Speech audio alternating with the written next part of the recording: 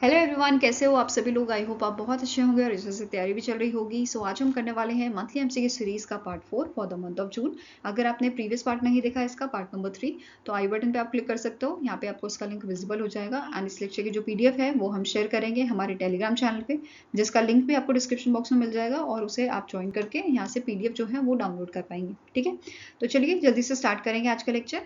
पहला आपका क्वेश्चन है, recently in June the Reserve Bank of India has formed a committee to develop a digital payment intelligence platform aimed at combating payment frauds. The committee is headed by whom? तो यहाँ पे एक RBI ने क्या बोला है, एक committee setup किया है, ठीक है, डेवलप करने के लिए डिजिटल पेमेंट इंटेलिजेंस प्लेटफॉर्म, जिसका मेन एम क्या है कि जैसे पेमेंट फ्रॉड होते हैं उसको कैसे हम जो है हैंडल कर सकते हैं, ठीक है, उस चीज के लिए, या उसको रिड्यूस कैसे कर सकते हैं उस चीज के लिए यहाँ पे कमेटी बनाई गई है, जिसके हेड आपके हैं एपी होता। ठीक है, आंसर यहाँ पे आपका है ऑप्शन नंबर ए। अब जो एपी होता है ये फॉर्मर एमडी एंड सीईओ है आपके एनपीसीआई के, national payment corporation of India के। ठीक है, कमेंट सेक्शन में मुझे बताओ करंट एमडी एंड सीईओ कौन है एनपीसीआई के आपके। ठीक है, नाउ वापस क्वेश्चन पे आएंगे। यहाँ पे क्या बोला है, डिजिटल पेमेंट इंटेलिजेंस प्लेटफॉर्म जो है ये बनाया जाएगा जिसमें एडवांस टेक्नोलॉजी यूज की जाएगी, जिससे हम जो पेमेंट फ्रॉड रिस्क है उसको कम कर सकें। ठीक है, अब जो ये कमेटी है इसको यहाँ पे बोला गया है कि 2 मंथ के अंदर, 2 महीने के अंदर आपको जो है ये सबमिट करना है कि इसके लिए हम क्या टेक्नोलॉजीज यूज कर सकते हैं कि हमारा जो फ्रॉड रिस्क है, पेमेंट फ्रॉड रिस्क, ये कम हो पाए। ठीक है, नेक्स्ट क्वेश्चन है, which of the following statement is correct with respect to RBI second bimonthly monetary policy committee meeting 2024।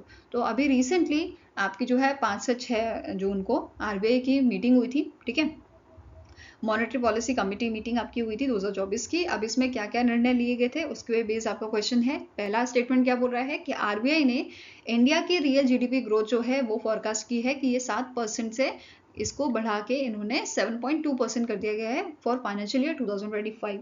ठीक है, सेकेंड स्टेटमेंट बोल रहा है कि जो रेपो रेट है under the liquidity adjustment facility LAF was kept unchanged at 6.50% for the 8th consecutive time. Next है the consumer price index और a retail inflation for the 2024-2025 is projected at 4.5%। ठीक है, तो यहाँ पे ये फैसले लिए गए थे और ये सारे ही जो स्टेटमेंट आपके यहाँ पे दिए हैं ये करेक्ट हैं। तो आंसर क्या हो जाएगा, option number E, all 1, 2 and 3 statements are correct. ठीक है, नाउ और चीज़ें डिस्कस कर लेते हैं। जैसे हमने पढ़ा कि आरबीआई ने यहाँ पे जो है 2000 फाइनेंशियल ईयर 2025 के लिए जीडीपी ग्रोथ जो है वो 7.2% इंक्रीज किया है। ऐसे ही इन्होंने हर क्वार्टर के लिए जो है परसेंटेज हमें प्रोवाइड किए हैं। Q1 के लिए ये 7.3% रहेगा, 2 के लिए 7.2, 3 के लिए 7.3% एंड Q4 के लिए 7.2%। ऐसे ही सीपीआई जो है रिटेल इन्फ्लेशन आपका, ये भी परसेंटेज में दिया गया है। For Q1 it is 4.9%, Q2 के लिए 3.8%, Q3 4.6% एंड Q4 के लिए 4.5% दिया गया है। ठीक है, इसके अलावा उन्होंने यहाँ पे मेंशन किया है कि आरबीआई का टारगेट है, क्या टारगेट है, for CPI inflation of a 4% with in a band of a ±2%। ठीक है, नाउ हेडलाइन इन्फ्लेशन इन्होंने बताया है इट हैज ईज्ड फ्रॉम 5.1% जो फरवरी में थी, नाउ इट इज 4.83% इन अप्रैल 2024। तो ये सारी चीजें मेंशन की गई थी। इसके अलावा पॉलिसी रेट्स जो हैं वो डिस्कस कर लेते हैं। जैसे रेपो रेट आपका 6.5% है,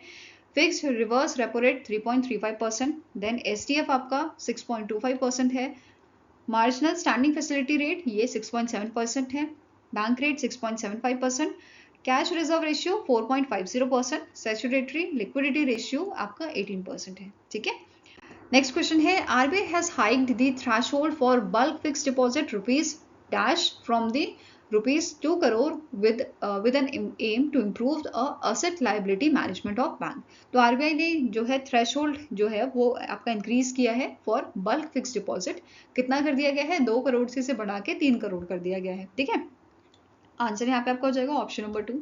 ठीक है, और answer is option number B. ठीक है, इसी के साथ आपको बाकी चीजें यहाँ पे नोट करनी है। जैसे single rupee term deposit of up to ₹2 crore with a scheduled commercial bank and small finance bank will now be a part of a retail fixed deposits। ठीक है, आरबीआई ने प्रपोज किया है to revise the definition of a bulk deposit as a single rupee term deposit of ₹3 crore and above for scheduled commercial bank and small finance bank।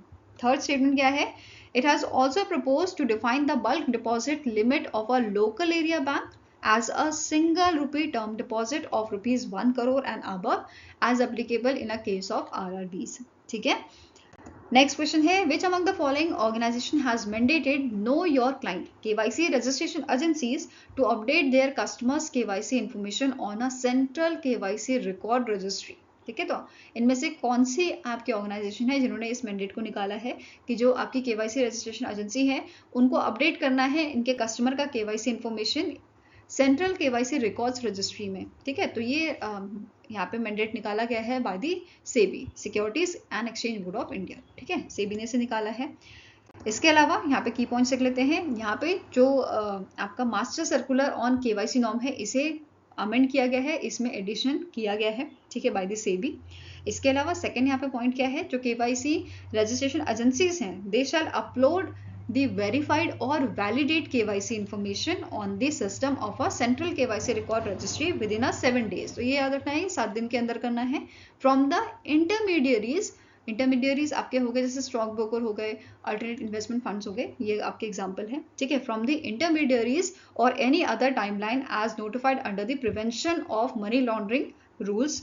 ठीक है, next आपका point क्या बोल रहा है, now it will be mandatory for KRAs, that is KYC registration agencies, to ensure that the existing KYC information of a legal entities and individual clients are uploaded on this platform within a period of a 6 month from 1st August 2024. तो ये date आपको याद रखनी है.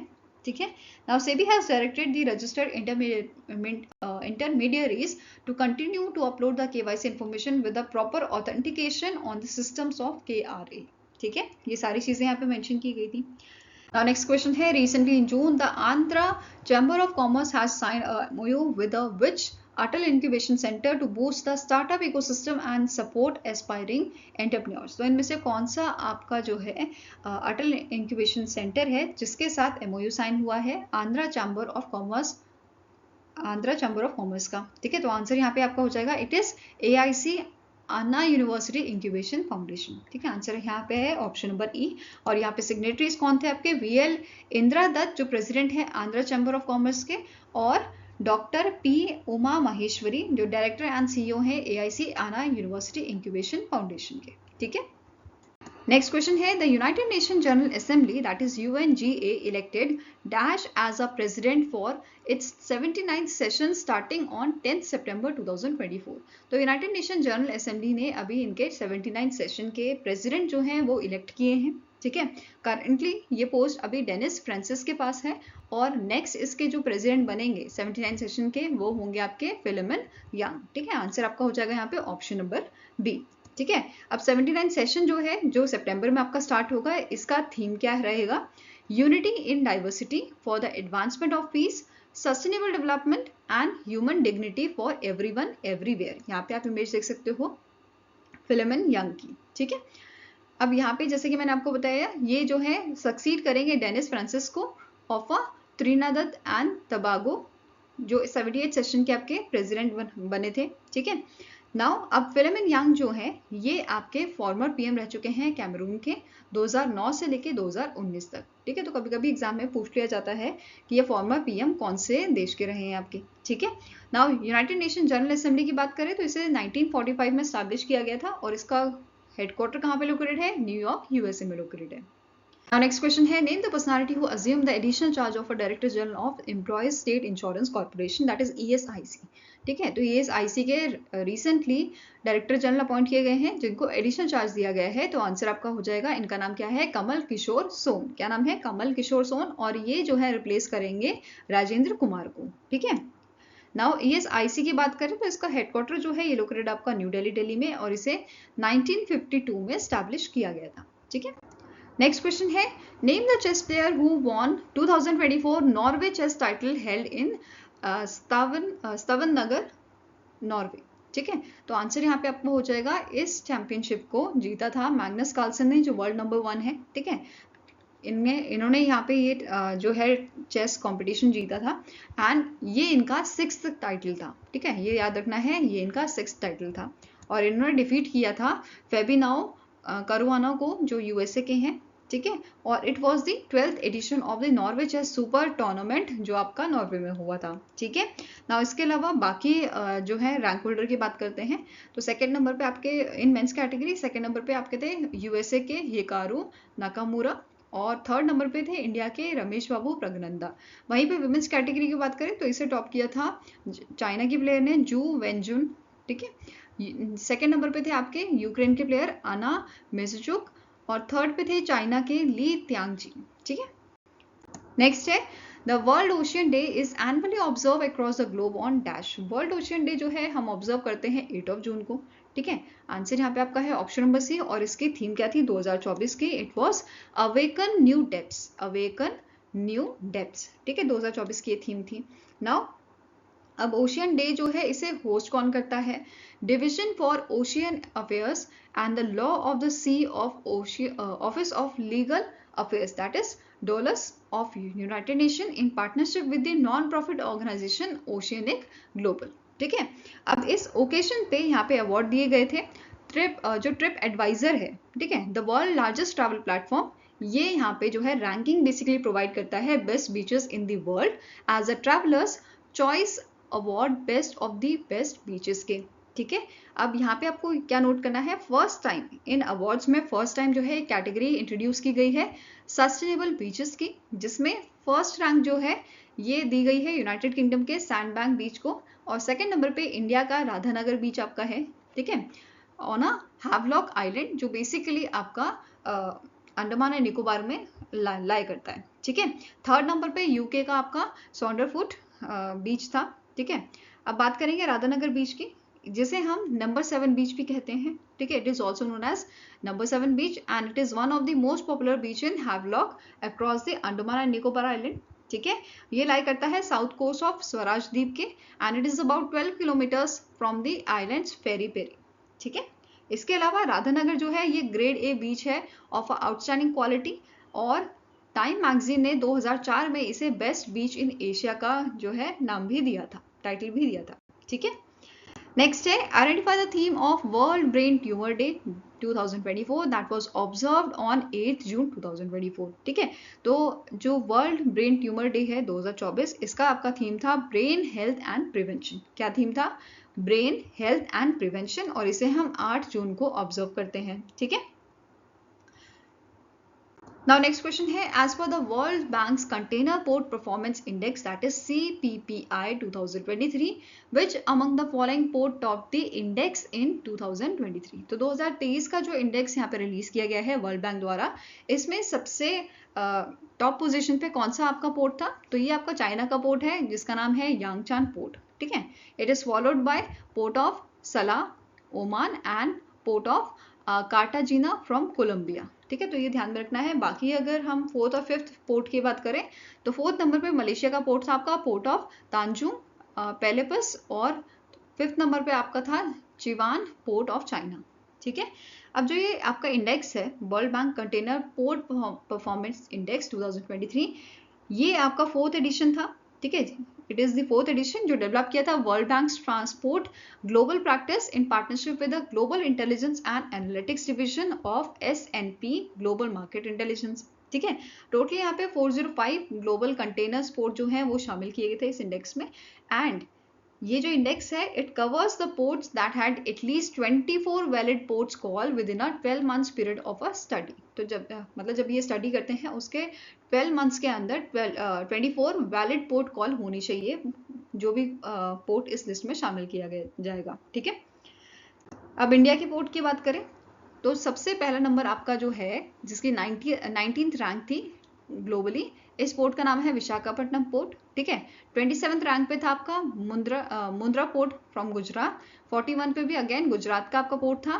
Pipavav port, and 47 पे था आपका तमिलनाडु का पोर्ट कमराजर पोर्ट। ठीक है, टोटल इंडिया के यहाँ पे जो है इस लिस्ट में टोटल 12 इंडियन पोर्ट्स को शामिल किया गया था। ठीक है, जिसमें से सबसे पहला जो 19th रैंक होल्डर था, ठीक है, Visakhapatnam container terminal private limited port जो आपकी होली ओन सब्सिडी है JM बैक्सी पोर्ट एंड लॉजिस्टिक की। ठीक है, आंध्र प्रदेश में ये आपका पोर्ट है, एंड यहाँ पे नोट करने वाली बात ये है कि ये टॉप 20 रैंकिंग में एक लौता इंडियन पोर्ट है ठीक है। इसके अलावा टॉप 50 की बात करें तो ये चारों पोर्ट जो हैं टॉप 50 में हमारे आते हैं, ठीक है, टॉप 50 पोर्ट्स में। इसके अलावा अगर बाकी कैटेगरीज की बात करें, ठीक है, जैसे मीडियम पोर्ट कैटेगरी, इसमें विशाखापट्टनम पोर्ट जो है इसकी 18th पोजीशन थी, वेरएस 34th पोजीशन थी आपकी पीपा पोर्ट की। अगर यहीं पे लार्ज पोर्ट कैटेगरी की बात करें तो इसमें मुंद्रा पोर्ट जो था इसकी 22nd जो है रैंकिंग थी, जवाहरलाल नेहरू पोर्ट की आपकी 90th रैंक थी। इसके अलावा अदर जो इंडियन पोर्ट्स हैं यहाँ पे आप देख सकते हो, जैसे कतुपल्ली पोर्ट जिसकी ग्लोबल रैंक जो है 57 थी, कोचिन की 63, हजीरा 68, कृष्णापट्टनम 71, चेन्नई पोर्ट 80th, जवाहरलाल नेहरू 96, ठीक है, new Mangalore port 235 and Shyama Prasad Mukherjee port 242, ठीक है। नेक्स्ट है who has been named as a Ernst and Young world entrepreneur of the year 2024। तो 2024 के world entrepreneur of the year बने हैं इंडिया के वेलम सुभिया, ठीक है। आंसर यहाँ पे आपका है ऑप्शन नंबर सी। अब इस अवार्ड की बात करेंगे, यहाँ पे आप इनकी इमेज देख सकते हो, ठीक है। इस अवार्ड की अगर बात करें तो ये जो अवार्ड है इसे स्पॉन्सर किया गया है by the Ernst and Young global limited entrepreneur of the year award which is held in more than 140 cities and it is ये आपकी 50 कंट्रीज में, मोर देन 50 कंट्रीज में ये अवार्ड जो है दिया जाता है, ठीक है। Now this award was this Ernst Young World Entrepreneur of the Year 2024 was chosen by the independent panel of judges against the 4 criteria। अब ये 4 क्राइटेरिया कौन से हैं जिस पे बेसिस ये अवार्ड जो है दिया जाता है? Entrepreneurial spirit, purpose, growth and impact, ठीक है।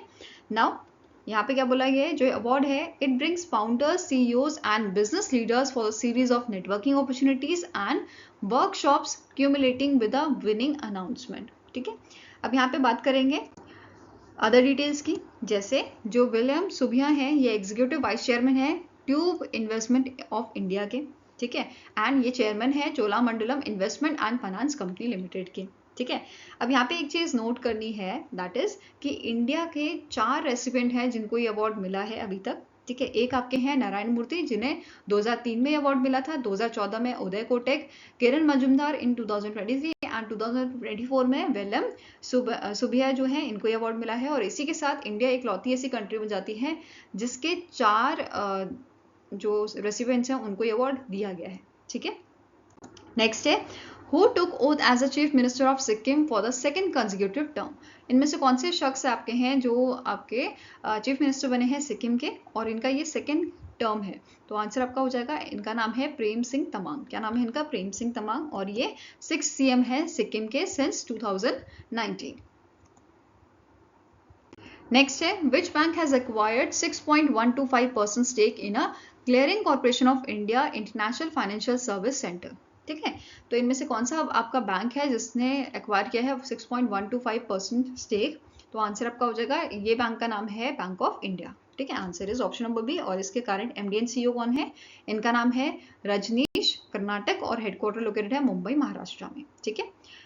नेक्स्ट क्वेश्चन है name the launch vehicle developed by the SpaceX that has recently in June completed its first full test flight returning to Earth followed by a soft splashdown of the booster in a Gulf of Mexico and the spacecraft in the Indian Ocean। तो इस आपका इस vehicle का नाम क्या है? It is your starship, ठीक है। कौन सा व्हीकल है? SpaceX का स्टारशिप व्हीकल, ठीक है। आंसर आपका हो जाएगा option number A. And this marks the 4th integrated test flight of this Starship, ठीक है। SpaceX का जो स्टारशिप स्पेसक्राफ्ट है और सुपर हैवी रॉकेट है, इनको कलेक्टिवली बोला जाता है स्टारशिप, ठीक है। And it is capable of carrying up to 150 metric tons fully reusable and 250 metric ton expandable, ठीक है। इसकी हाइट आपकी है 121 मीटर्स की और डायमीटर कितना है 9 मीटर्स का, ठीक है।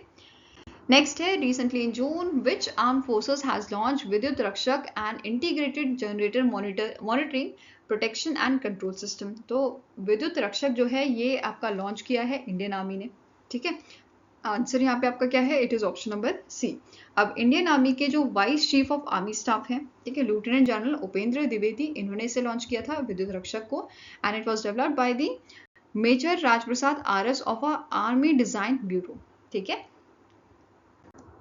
नेक्स्ट क्वेश्चन है the Nirab Kumar Prasad has been appointed as a chief secretary of which state. तो इन्हें चीफ सेक्रेटरी बनाया गया है आंध्र प्रदेश का। ठीक है, आंसर यहाँ पे आपका है ऑप्शन नंबर बी, और ये रिप्लेस करेंगे KS झावर रेड्डी को, जिनका retirement in month of June होएगा। ठीक है, नेक्स्ट है how many Indian startup companies were featured in a world economic forums technology pioneer 2024 list.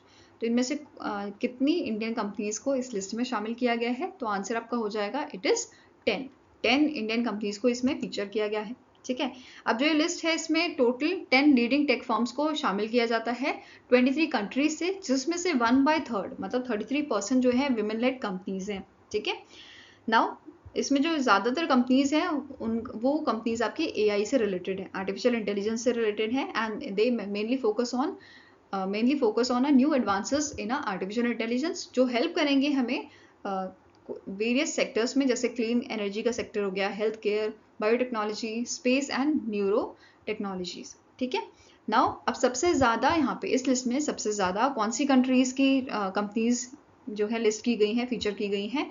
तो आंसर आपका हो जाएगा, सबसे पहला नंबर है USA का, it is followed by China, and then नाम आता है आपका इंडिया का। ठीक है, अब इंडिया के कौन सी 10 कंपनीज हैं जिनको शामिल किया गया है? It is Niramai health analytics, health tech company है, पिक्सल को तो आप जानते ही हो, Sarvam AI, enterprise tech, Ampere, R energy clean tech है, क्रॉपिन आपका है, एग्रीटेक है। ठीक है, एंट्री एडटेक है, health flix health tech company आपकी है ये। ठीक है, international battery company clean tech है, then next wave disruptive technology private limited edtech company है, देन नेक्स्ट आता है आपका string bio private limited, it is again a health tech company. ठीक है, ना वर्ल्ड इकोनॉमिक फोरम की बात करें जिन्होंने इस लिस्ट को निकाला था, फाउंडर इसके हैं प्रोफेसर कॉलस सचवर्थ, मैनेजिंग डायरेक्टर हैं सादिया जाहिदी, हेडक्वार्टर्स का लोकेटेड आपका जिनेवा स्विट्जरलैंड में, कॉलोनी जिनेवा स्विट्जरलैंड में, और इसे स्टैब्लिश किया गया है 1971 में। ठीक है, नेक्स्ट क्वेश्चन है according to the world energy investment report 2024 released by the international energy agency, global investment in a clean energy technology and infrastructure is expected to achieve dash in 2024 which is twice the amount going to fossil fuels। तो यहाँ पे जो world energy investment report है जो release की थी आपके international energy agency ने, इन्होंने यहाँ पे क्या बोला है, जो ग्लोबल इन्वेस्टमेंट हो रहा है क्लीन एनर्जी टेक्नोलॉजी में और इंफ्रास्ट्रक्चर में, ये एक्सपेक्टेड है 2024 में कितना हो, 2 ट्रिलियन ये होगा। ठीक है, तो आंसर यहाँ पे आपका हो जाएगा ऑप्शन नंबर बी, और ये ट्वाइस है जो हम फॉसिल फ्यूल में इन्वेस्ट कर रहे हैं। क्लियर है? नाउ अब इस रिपोर्ट में और क्या चीज़ मेंशन की गई है? This report underline the clean energy technologies. ठीक है, जहाँ पे बेसिकली पैसा जा रहा है, इन्वेस्ट किया जा रहा है, कौन कौन से ये आपके इसके अंडर आपकी टेक्नोलॉजीज आती हैं, जैसे रिन्यूएबल हो गया, इलेक्ट्रिक व्हीकल्स आ गए, ठीक है, न्यूक्लियर पावर, ग्रिड स्टोरेज, लो एमिशन फ्यूल्स, ये सब आपके आ जाते हैं। रेस्ट आपका जो इन्वेस्टमेंट का पार्ट है वो आपका गैस, ऑयल एंड कोल में खर्च किया जाता है। ठीक है, इसके अलावा रिपोर्ट में प्रोजेक्ट किया गया है कि टोटल एनर्जी इन्वेस्टमेंट जो है ये आपकी इस साल 2024 में ये आपकी लगभग 3 ट्रिलियन US डॉलर तक पहुंच जाएगी। ठीक है, एंड इस रिपोर्ट के अकॉर्डिंग सबसे ज़्यादा जो इन्वेस्टमेंट की जाएगी वो आपकी होगी सोलर फोटोवोल्टाइक में, जो आपका इंक्रीज होएगा लगभग 500 बिलियन US डॉलर तक इन 2024, ऐसा इस रिपोर्ट में मेंशन किया गया है। साथ में ही ऐसी कंट्री जो सबसे ज़्यादा इन्वेस्ट कर रही है क्लीन एनर्जी में, इस क्लीन टेक्नोलॉजी में, इसका नाम आपका है चाइना, और कितना पैसा ये खर्च कर रही है इसमें, 675 बिलियन US डॉलर। इसके अलावा नेक्स्ट नंबर पे आपका यूरोप है जो खर्च कर रहा है 370 billion US dollar, and USA खर्च कर रहा है 315 बिलियन US डॉलर। ठीक है, नाउ इंटरनेशनल एनर्जी एजेंसी की बात करें तो इसके एग्जीक्यूटिव डायरेक्टर कौन है? डॉक्टर वेद बिरोल, हेडक्वार्टर पेरिस फ्रांस में है, और इसे स्टैब्लिश किया गया था 1974 में। ठीक है, नेक्स्ट क्वेश्चन है which country chair the BRICS foreign ministers meet in 2024। तो 2024 की जो आपकी ब्रिक्स फॉरेन मिनिस्टर्स मीटिंग हुई है, इसे होस्ट किसने किया था? तो रशिया ने होस्ट किया था। ठीक है, आंसर यहाँ पे हो जाएगा ऑप्शन नंबर डी। अब यहाँ पे करंट चेयर कौन है ब्रिक्स के? इनका नाम है निज़हेनी नवगोरोड फ्रॉम रशिया।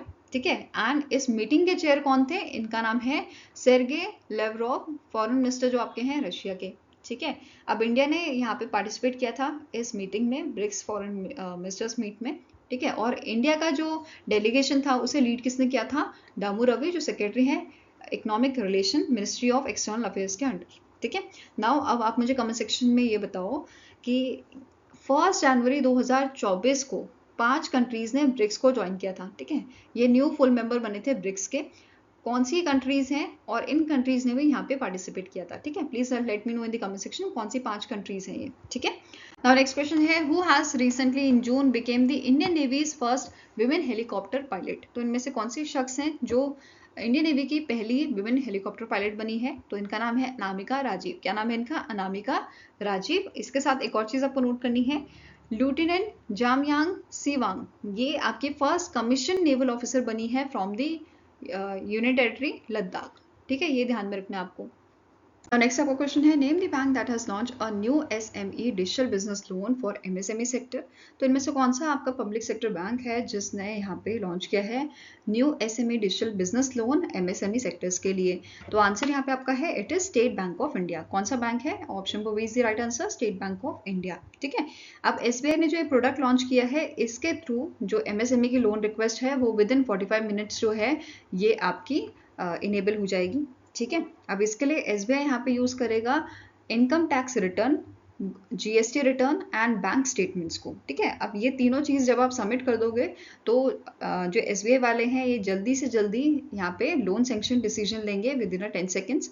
ठीक है, जैसे आप इसे सबमिट कर दोगे। फाइन, इसके अलावा यहाँ पे एक और चीज मेंशन की गई है, जैसे SBI has waived the requirements for financial statements for loan up to 50 lakh and it will rely on transaction history and GST return for appraisals. ठीक है, क्लियर है? नाउ नेक्स्ट आपका यहाँ पे बात करेंगे नेक्स्ट न्यूज की। एसबीआई ने सैंक्शन किए हैं 2030 करोड़ अंडर द को lending tie up with NBFC. तो बेसिकली एसबीआई ने, स्टेट बैंक ऑफ इंडिया ने पार्टनरशिप की है आपके 23 एनबीएफसीज के साथ, नॉन बैंकिंग फाइनेंशियल कंपनीज के साथ। ठीक है, जिसकी वजह से यहाँ पे ये एक्सपैंड करेंगे अपनी रीच अंडर सर्व्ड सेगमेंट्स की इंडिया में। ठीक है, इसके अलावा यहाँ पे जो एसबीआई की एनुअल रिपोर्ट इन्होंने रिलीज की थी, ठीक है, उसमें मेंशन किया था कि एसबीआई ने सैंक्शन किए हैं loan amounting to rupees 2030 crore to over 2.79 lakh borrowers and more than 2.70 lakh accounts were sanctioned loan up to rupees 3 lakh through the digital mode. तो डिजिटल मोड से 2.70 लाख लोगों को, मोर देन 2.70 लाख लोगों को जो है सैंक्शन किया गया था अमाउंट। ठीक है, एंड टोटल अमाउंट की बात करें तो 2030 करोड़ का ये अमाउंट था जो 2.79 लाख बोरोवर्स को दिया गया है। ठीक है, अब स्टैटिक इन्फॉर्मेशन की बात करते हैं तो जो स्टेट बैंक ऑफ इंडिया है इसके चेयरमैन है दिनेश कुमार खरा। हेडक्वार्टर्स का लोकेटेड आपका मुंबई महाराष्ट्र में। ठीक है, टैगलाइन क्या है? The bankers to every Indian and it was founded in the year 1955. ठीक है, नेक्स्ट है the world bank has revised India's GDP growth projection to %% for financial year 2025। तो वर्ल्ड बैंक ने अपने रिपोर्ट में मेंशन किया है कि इन्होंने इनिशियली जो प्रोजेक्शन दी थी इंडिया की जीडीपी ग्रोथ के लिए, ठीक है, फॉर फाइनेंशियल ईयर 2025 ये दी गई थी 6.4% की। अब इन्होंने इसे इंक्रीज करके मेंशन किया है 6.6% का। ठीक है, आंसर यहाँ पे आपका हो जाएगा ऑप्शन नंबर ई। अब कौन सी रिपोर्ट थी ये वर्ल्ड बैंक की? World banks by annual report जिसका नाम है ग्लोबल इकोनॉमिक प्रोस्पेक्ट जून 2024, जिसमें इन्होंने रेज किया है 6.6% GDP for the financial year 2025। Now इसके अलावा इन्होंने फाइनेंशियल ईयर 2026 और फाइनेंशियल ईयर 2027 के लिए भी प्रोजेक्शन दी है। 2026 के लिए, फाइनेंशियल ईयर 2026 के लिए 6.7% की प्रोजेक्शन है और 6.8% की दी गई है फाइनेंशियल ईयर 2027 के लिए। ठीक है, इसके अलावा एक और चीज़ यहाँ पे मेंशन की गई थी कि जो इंडिया का फिस्कल डेफिसिट है वो यहाँ पे डिक्रीज हमें देखने को मिलेगा, या रिलेटिवली वो जीडीपी के कंपैरिजन में आपका कम देखने को मिलेगा। क्यों ऐसा मेंशन किया गया है? Due to the increase in revenue. ठीक है, नेक्स्ट है which among the following company has signed an agreement with the Edge Group to set up research and development facilities in India and UAE? तो इनमें से कौन सी India की company है जिसने एज ग्रुप जो आपकी यूएई की कंपनी है उसके साथ अग्रीमेंट साइन किया है इंडिया में और यूएई में डेवलपमेंट, प्रोडक्शन और मेंटेनेंस फैसिलिटीज स्टैब्लिश करने के लिए? ठीक है, ताकि ये टारगेट कर सके इंडिया के मार्केट को, यूएई के मार्केट को और साथ में ग्लोबल मार्केट को। ठीक है, आंसर आपका हो जाएगा it is Adani defence and aerospace limited. Answer आपका यहाँ पे है ऑप्शन नंबर बी। अब इस अग्रीमेंट का एम है कि एस्टैब्लिश करें international platform leveraging the defence and aerospace capabilities of both companies to combine their expertise in missile weapons covering airborne surface infantry ammunition and air defence product. तो इस agreement के तहत इनके जो एक्सपर्टीज हैं दोनों ही कंपनी के, ये कोलैबोरेट करके वर्क करने वाले हैं मिसाइल वेपन्स और इन सब चीज़ों में, जो चीज़ यहाँ पे मैंने मेंशन की है, ठीक है। साथ में ही डेवलपमेंट, प्रोडक्शन और मेंटेनेंस फैसिलिटीज ये एस्टैब्लिश करेंगे। क्लियर हुआ? नाउ नेक्स्ट क्वेश्चन है, which among the following institution has signed a 3-year MOU with the Renesas Electronic Corporation for research and collaboration in very large scale integration and embedded semiconductor system? तो इनमें से कौन सा आपका institution है जिसने 3 साल का MOU साइन किया है? रेनेसस इलेक्ट्रॉनिक कॉर्पोरेशन, जो आपकी जापान की कंपनी है, ठीक है। तो आंसर आपका हो जाएगा इट इज IIT हैदराबाद। इन दोनों के बीच में 3 साल का MOU साइन हुआ है, जिसमें यहाँ पे जो इंजीनियर्स हैं आपके IIT हैदराबाद के, उनको यहाँ पे बेसिकली उनके टैलेंट को जो है वो फॉस्टर किया जाएगा, ताकि इंडिया में सेल्फ रिलायंट सेमीकंडक्टर इंडस्ट्री को बिल्ड किया जा सके, ठीक है। साथ में ही रेनेसस जो है ये इंजीनियर्स के जो स्टूडेंट हैं, ठीक है, टैलेंटेड स्टूडेंट जो होंगे उनको हायर भी करेगा। साथ में ही यहाँ पे इन्होंने बोला है कि ये 6 मंथ की, मतलब जो इंजीनियरिंग स्टूडेंट्स हैं ये 6 मंथ के इंटर्नशिप के लिए भी अप्लाई कर सकते हैं इस कंपनी में। एंड ये जो कंपनी है ये सपोर्ट करेगी IIT हैदराबाद के यूनिवर्सिटी करिकुलम डेवलपमेंट को, ठीक है, ये भी ध्यान में रखना है। तो ये सारा चीज़ इस MOU के तहत किया जाएगा, ठीक है। नाउ सिग्नेटरीज की बात करें तो यहाँ पे ये MOU साइन किया था मालिनी नारायण मूर्ति, जो कंट्री हेड ऑफ इंडिया है and senior director of engineer analog and connectivity product group in the Renesas, and professor BS Murthy, जो डायरेक्टर है आपके IIT हैदराबाद के, ठीक है। तो इन दोनों के बीच में ये MOU साइन हुआ था। फाइन। अब जो पार्टनरशिप है इससे क्या होगा, इंडिया का जो सेमीकंडक्टर इकोसिस्टम है वो मजबूत होएगा, ठीक है, और ये सपोर्ट करेगा मेक इन इंडिया ऑब्जेक्टिव को इंडिया के, ठीक है। नेक्स्ट आपका क्वेश्चन है, name the personalities who recently won the Dilip Bose lifetime achievement award announced by the all India tennis federation. तो AITA ने अभी recently Dilip Bose lifetime achievement award के जो आपके विनर हैं उनका नाम अनाउंस किया था, which is Narsingh and Rohini Lokhande, ठीक है। इन दोनों को ये अवार्ड दिया गया है। अब नरसिंह जो है ये 11th रेसिपिएंट है इस अवार्ड के, एंड जो रोहिणी लोखंडे हैं ये फर्स्ट फीमेल बनी है, फर्स्ट विमेन कोच बनी है जिनको ये अवार्ड दिया गया है, ठीक है। ऑल इंडिया टेनिस फेडरेशन ने इंट्रोड्यूस किया है new lifetime achievement award for winners coach and presented the inaugural award to Rohini Lokhande of a Pune Maharashtra. और ये जो अवार्ड सेरेमनी आपकी हुई थी ये भी पुणे महाराष्ट्र में हुई थी, and it was the 11th national coach workshop, ठीक है। यहाँ पे आप इमेज देख सकते हो नरसिंह एंड रोहिणी लोखंडे जी की, ठीक है। अब बाकी डिटेल की बात करते हैं। ऑल इंडिया टेनिस फेडरेशन जो है इसे एस्टैब्लिश किया गया था 1920 में। एफिलिएशन इसकी है आपकी इंटरनेशनल टेनिस फेडरेशन से और एशियन टेनिस फेडरेशन से, and its role is to governing body, it is a governing body of a tennis in India, ठीक है। नाउ इस अवार्ड की बात करें, Dilip Bose lifetime achievement award जो है ये बेसिकली ट्रिब्यूट है दिलीप बोस जी के लिए जो इंडिया के टेनिस प्लेयर थे, ठीक है। एंड जो AITA है इसने इस अवार्ड को जो है Dilip Bose lifetime achievement award को स्टैब्लिश किया था 2002 में, ठीक है। अब इस अवार्ड के तहत यहाँ पे जो जिनको ये अवार्ड दिया जाता है उनको कैश प्राइज 50,000 का दिया जाता है, ठीक है। नाउ दिलीप बोस जी की बात करें तो इन्होंने compete किया था इंडिया के लिए 1947 में डेविस कप में, ठीक है। इसके अलावा इन्होंने मेन सिंगल टाइटल जीता था फर्स्ट एशियन चैंपियनशिप जो 1949 में हुई थी इन दी वेस्ट बंगाल, एंड इन्हीं के परफॉर्मेंस को देखते हुए यहाँ पे इनको एडमिनिस्ट्रेटर एंड कोच बनाया गया था टेनिस में, ठीक है। नाउ नेक्स्ट आपका क्वेश्चन है, who has been appointed as a acting chairperson of a national human right commission. तो नेशनल ह्यूमन राइट कमीशन के रिसेंटली एक्टिंग चेयरपर्सन अपॉइंट किए गए हैं और इन्होंने चार्ज ले लिया है 2 जून से, ठीक है। तो आपका आंसर यहाँ पे क्या होगा, विजया भारतीय सयानी जो है इनको अपॉइंट किया गया है acting chairperson national human right commission का, और इन्होंने रिप्लेस किया है अरुण कुमार मिश्रा को जो फॉर्मर सुप्रीम कोर्ट जज भी रह चुके हैं, ठीक है।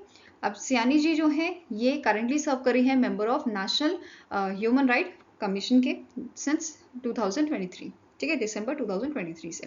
नाउ NHRC की बात करें तो इसके हेडक्वार्टर जो है लोकेटेड है आपका न्यू दिल्ली में, और इसे स्टैब्लिश किया गया था 12 अक्टूबर 1993 में। यहाँ पे आप इमेज देख सकते हो विजया भारतीय सयानी जी की। नेक्स्ट है, recently in June Indian army has received indigenously developed man portable counter drone system MPCDS। The drone system is design and manufactured by dash company. कौन सी कंपनी ने इसे जो है मैन्युफैक्चर और डिजाइन किया है? आपका आंसर यहाँ पे हो जाएगा it is Axiscades technology limited. ठीक है, answer is option number E. अब ये जो आपकी कंपनी है, इन्होंने रिसेंटली डिलीवर किया है इंडियन आर्मी को MPCDS, ठीक है, under the agreement worth ₹100 crore.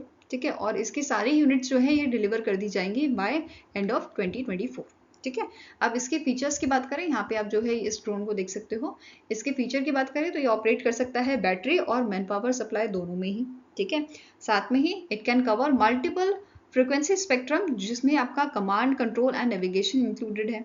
ठीक है, साथ में ही जो ये ड्रोन है आपका, ये डिटेक्ट कर सकता है और जैम कर सकता है ड्रोन्स को with in a range of 5 kilometres. तो ये इसके कुछ फीचर्स हैं, आपको ध्यान में रखने हैं। नाउ एक्सेस केट्स टेक्नोलॉजी की बात करें तो इसका हेडक्वार्टर आपका बेंगलुरु कर्नाटका में लोकेटेड है और इसके करंट MD एंड CEO हैं अरुण कृष्णमूर्ति। नेक्स्ट है, name the player who won the men single title at the French open 2024। तो इनका नाम है कार्लोस एल्कराज, जो स्पेन के आपके प्लेयर हैं, और इन्होंने डिफीट किया था अलेक्जेंडर ज़ेवेरेव को। ठीक है, जो आपके जर्मनी के प्लेयर हैं। तो इन्होंने डिफीट किसे किया था? अलेक्जेंडर ज़ेवेरेव को। ठीक है, बाकी अगर हम टाइटल्स की बात करें तो विमेंस सिंगल टाइटल में एगा स्वियातेक, जो पोलैंड के प्लेयर हैं, इन्होंने ये टाइटल जीता था। ठीक है, मेंस डबल में एल सल्वाडोर के आपके मार्सेलो एरेवेलो जो हैं और मेटे पेविक जो हैं, इन्होंने क्रोशिया के, इन्होंने मेंस डबल जीता था। नेक्स्ट आपका है Coco Gauff USA and Katerina Siniakova, जो चेक रिपब्लिक की हैं, इन्होंने विमेंस डबल जीता था। ठीक है, मिक्स डबल जीता था आपके फ्रांस के player Edouard Roger Vasselin and Germany के player Laura Siegemund from Germany. तो इन्होंने ये मिक्स डबल टाइटल जीता था। ठीक है, नेक्स्ट क्वेश्चन है, which company top the medal tally of a international shooting sports federation world cup 2024 rifle और pistol held in Munich Germany. तो इनमें से कौन सी आपकी कंट्री है जिसने सबसे ज़्यादा मेडल जीते हैं इंटरनेशनल शूटिंग स्पोर्ट्स फेडरेशन में, जो आपका जर्मनी में हुआ था? तो आंसर आपका हो जाएगा चाइना ने जीते हैं, और चाइना ने यहाँ पे 11 मेडल जीते हैं, which is followed bye Norway and India. ठीक है, ये क्लियर है। चाइना के टोटल 11 मेडल थे, जिसमें से 4 गोल्ड, 4 सिल्वर और 3 ब्रॉन्ज थे। नॉर्वे ने 3 मेडल जीते हैं, 1 गोल्ड, 1 सिल्वर, 1 ब्रॉन्ज, और इंडिया ने 2 मेडल जीते हैं, 1 गोल्ड और 1 ब्रॉन्ज। ठीक है, इंडिया के साथ साथ फ्रांस भी जो है 3rd नंबर पे आपका था। ठीक है, नाउ इंडिया की बात करें, इंडिया के जो शूटर हैं सरबजीत सिंह, इन्होंने गोल्ड मेडल जीता है men's 10 metre air pistol category में, और इंडियन शूटर जो आपके हैं स्विफ्ट कौर समरा, इन्होंने ब्रॉन्ज मेडल जीता है women's 50 metre rifle 3 position category में। ठीक है, नाउ ISSF की बात करें तो इसके प्रेसिडेंट कौन है? इनका नाम है लोकियानो रोसी, और इसका हेडक्वार्टर लोकेटेड आपका म्यूनिच जर्मनी में। ठीक है, आई होप गाइस आपको ये वीडियो पसंद आया हो। पसंद आए तो लाइक एंड शेयर जरूर कीजिएगा, और हमारे साथ जुड़ने के लिए हमारे चैनल को सब्सक्राइब कीजिएगा। अगर आपके कुछ सजेशन है तो आप हमें मेल कर सकते हो benchmarkstudy007@gmail.com पे, या फिर आप हमें कमेंट सेक्शन में भी लिख सकते हैं। तो मिलेंगे ऐसे ही नेक्स्ट वीडियो के साथ। Till then take care, have a nice day and all the best for your preparations.